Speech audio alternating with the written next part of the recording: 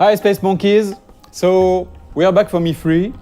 We wanted to share with you that demonstration, which is a mix between a technological demonstration of the engine that we call Voyager and the actual game with some gameplay elements. So here you can recognize the big mothership that was in the trailer. Of course, it's not the same level of quality. This is a work in progress assets. But again, we wanted to share all these materials with you. As you know, the game is in development. We still have a lot of things to do, but it's cool to share with you where we are on that spaceship part. So here, the mothership is like a home, a house for the player. That one is about 400 meters long, and you can have your crew inside, of course your main character, but also your spaceships. So if you start in the game without anything, and you get your first spaceships, even if then later you have a larger spaceship, you can keep the smaller one into the big mothership.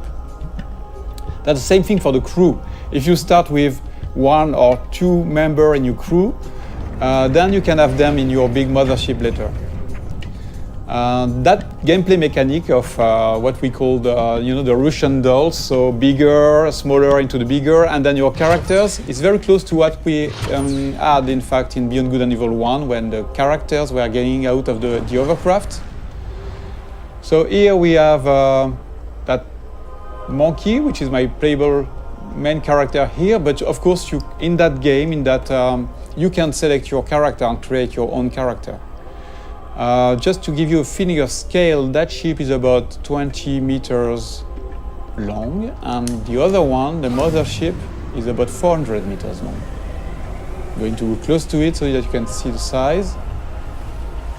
So when we have large spaceships like that, the good thing, the interesting thing is that they are a real level of gameplay.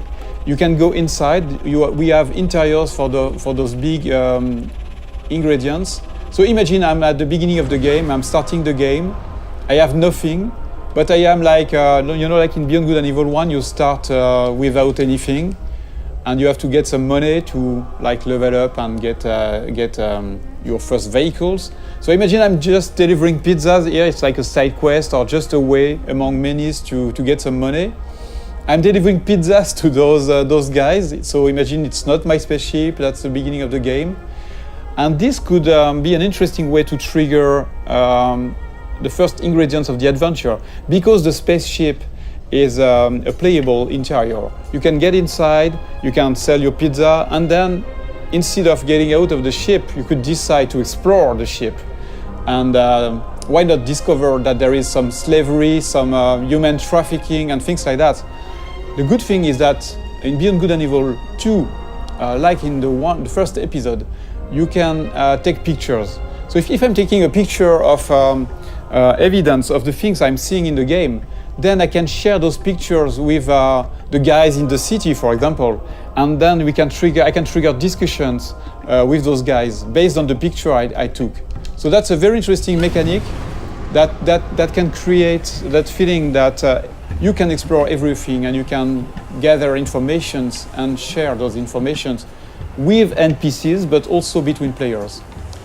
Another very interesting thing here is the feeling of scale. Here we know that the players, they will explore everything. They will want to go everywhere. So we need to handle large scale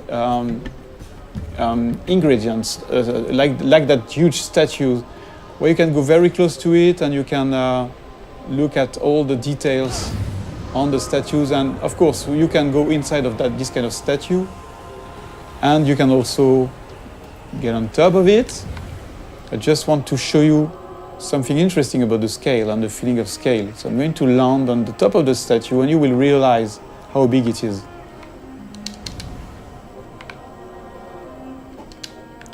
So here we have a wonderful vista, and I want to show you. So I'm going to go more in the developer edition mode, where I can move the camera very easily, and you can really notice and understand the feeling of scale when you look at that little monkey on top of the big statue. This is just a part of the head of the statue, and you're already very small.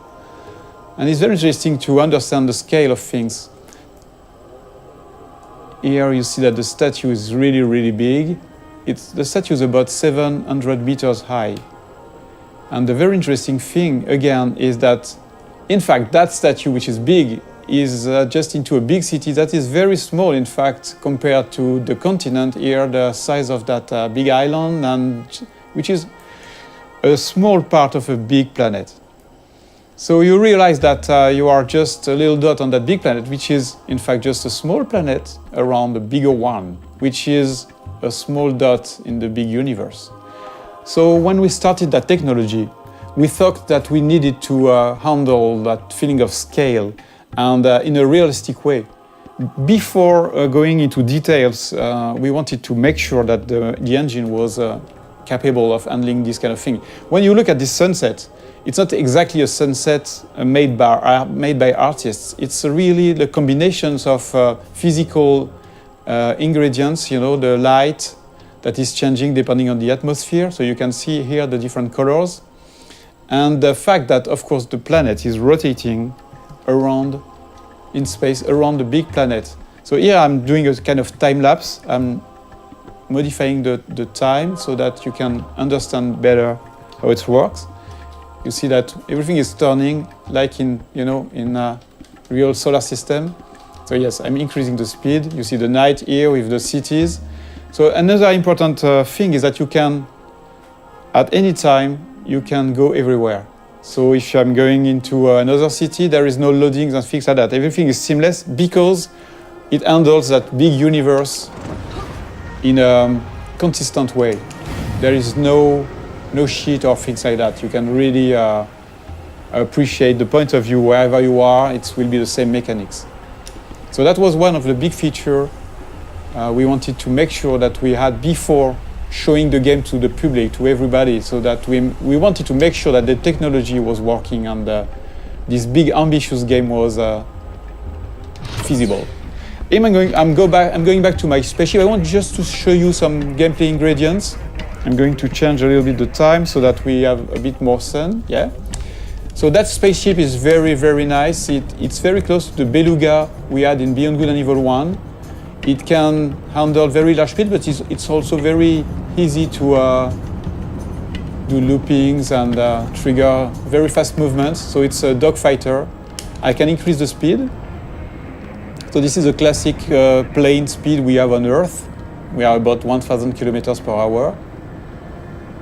But you can increase that speed dramatically, like this, for example, and you will see. So the speed is increasing now. You see that it's about 5,000 kilometers per hour. Let's go back in the city so that we can really understand the speed, and I can increase the speed again. Whoa. Use some tricks, movements, and then we are going to do a looping, for example. So you can combine anything, any movements, and the very nice thing too is that you can even increase the speed to 20,000 kilometers per hour, which is a lot. I'm going to try, to drift like that. So at any time you have the drifting mode, you have all these very interesting movements. But of course, the biggest things you want to do in this kind of situation is to go in space. So let's trigger higher speed. And you see this little effect around the spaceship is because of the friction of the atmosphere. If I don't increase my speed, there is no reason to have more friction. But if I'm increasing the speed, you will see that the effect is stronger. And same thing if I'm going very, very fast. So depending on the quantity of atmosphere, you can have a stronger effect. Until you start burning. But you see, with those very high speed, you can really travel very, very far and very fast. Just changing the time of the simulation so that we can appreciate the wonderful view in space. So if I decide to go on this planet or the satellite, which is somewhere around there, I can go there seamlessly. And the more the further you are of the planet, the faster you can go because there's no more atmosphere, so no more friction. So here I still have a little friction. But of course you can go back onto the planet whenever you want.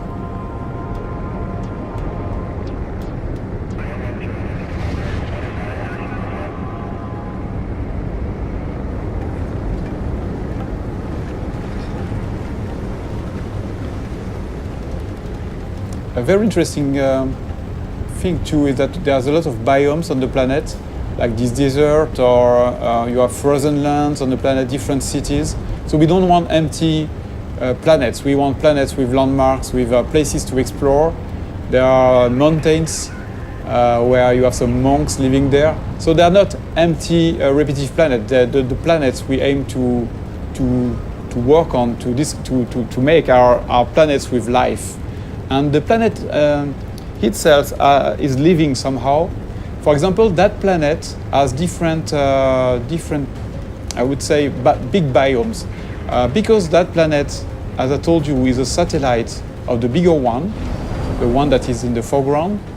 A part of that planet is protected, like the moon. Our moon is a part of the moon is protected by Earth from the big asteroids and meteorites.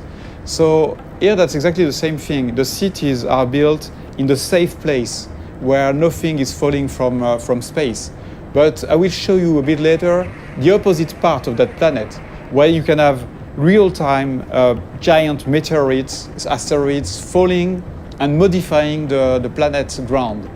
The very interesting thing is that this kind of event is connected to the life on the planet. So that, yes, you've got those cities on the safe place, but once the big giant meteorites are falling on the other side of the planet, then you have the big companies that are sending the slaves on those very dangerous places. And a lot of slaves are dying trying to gather the meteorites goods, all the things that are falling from space and crashing. They are taking those rare materials and risking their life. So it's not just about the planet on one side and the story on the other one. The planet and the story are connected, and that's a very important thing for us. So again, let's look at that planet modification process. Okay, so now we are back on the other side of the planet, the side that is bombarded by meteorites. Here, we just want to showcase the ability that we have in the engine to modify the whole planet in real time. So here, for example, imagine that you're flying over that region. You can have a huge meteorite falling in front of you, and you will have all there's one incredible effect on the planet, but also on the other spaceships. So that's a very important feature for Beyond Good and Evil. We want interactivity to be the heart of the whole experience, not just with characters, not just with spaceships, but also with a big, huge planet. So thank you for watching that video. This is our first Space Monkey debrief. Many more will come, and we would love to have you leaving us your comments on this Space Monkey program site. So please comment, tell us what you think, and expect way more videos like that. Thank you very much.